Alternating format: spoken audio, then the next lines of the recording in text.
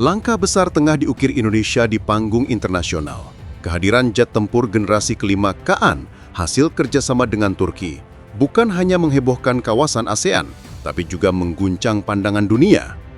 Indonesia yang sebelumnya sering dipandang sebagai pasar senjata, kini mulai menempatkan diri sebagai pemain penting dalam teknologi pertahanan canggih. Kehadiran Kaan membuat posisi Indonesia di kawasan naik derajat, sekaligus membuka babak baru dalam sejarah kekuatan udara Asia Tenggara. Sebanyak 48 unit Kaan telah diakuisisi oleh Indonesia, bertepatan dengan digelarnya pameran bertajuk IDEF 2025 di Istanbul, Turki, pada akhir Juli 2025 lalu. Masuknya Kaan dalam daftar inventaris TNI AU tidak hanya meningkatkan derajat Indonesia, setidaknya di kawasan ASEAN, tetapi juga berpotensi mengubah mindset banyak negara mengenai produk mana yang layak disebut sebagai jet tempur generasi kelima terbaik dunia.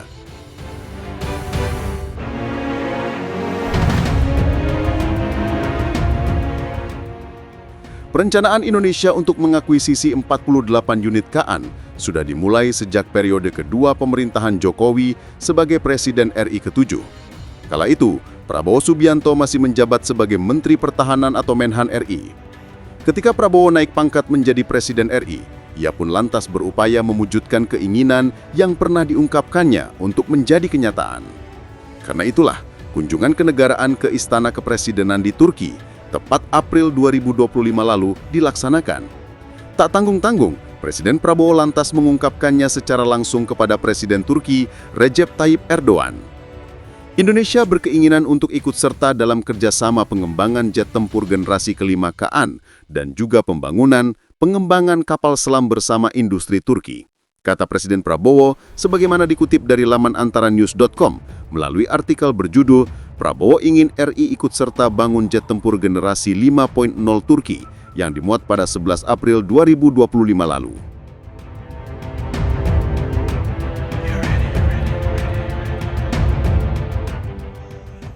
Hanya berselang 2 bulan yakni saat Indo Defense 2024 digelar di JI Expo Kemayoran, Jakarta, tepat Juni 2025 lalu, Indonesia mengumumkan kontrak pembelian 48 unit Kaan yang tadinya hanya sebatas wacana.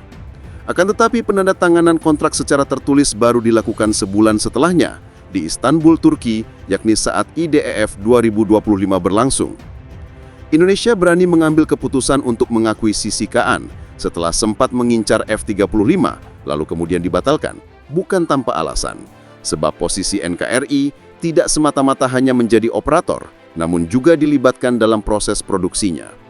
Menurut artikel berjudul Export Deal Finalized with Indonesia for Kaan Fighter Jet yang dimuat oleh laman Turdev pada 26 Juli 2025, dua perusahaan dirgantara nasional, yakni PT Republik Aero Dirgantara dan PT Dirgantara Indonesia, diberikan lisensi oleh Turkish Aerospace Industries untuk merakitnya di dalam negeri.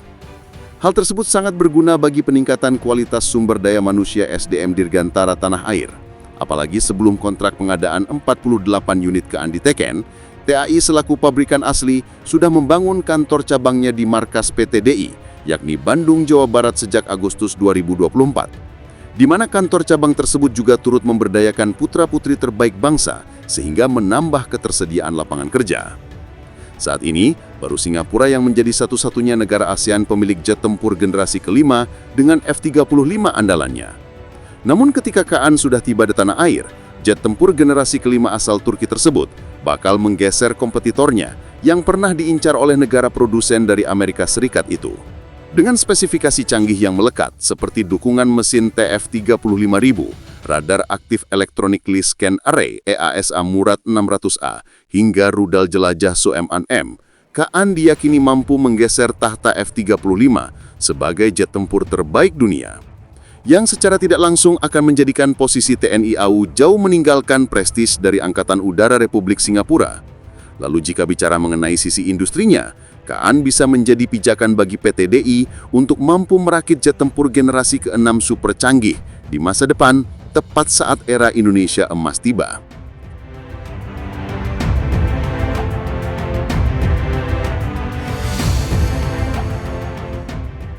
Masuknya Indonesia sebagai pelanggan ekspor pertama Kaan membuat heboh dunia.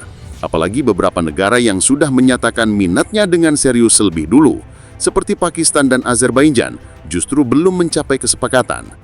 Tetapi momentum ini justru menjadi magnet yang kuat bagi sejumlah negara lain, termasuk ketika sebelumnya sempat mengincar F-35. Salah satunya datang dari kawasan Timur Tengah, yakni Uni Emirat Arab. Melansir laman Eurasian Times edisi 20 Februari 2025, dalam artikelnya yang berjudul Alternative to F-35, After Saudi Arabia, Another Cash-Rich Middle East Nation, Keen on Kaan Fighters. UEA melirik Kaan setelah sebelumnya ditolak membeli F-35 lantaran hubungan kerjasama dengan China terkait pengadaan jaringan internet 5G melalui Huawei. Walaupun sebenarnya Abu Dhabi juga sudah mengakuisisi 80 unit Rafale untuk memenuhi kebutuhan militer udaranya dalam jangka pendek hingga menengah.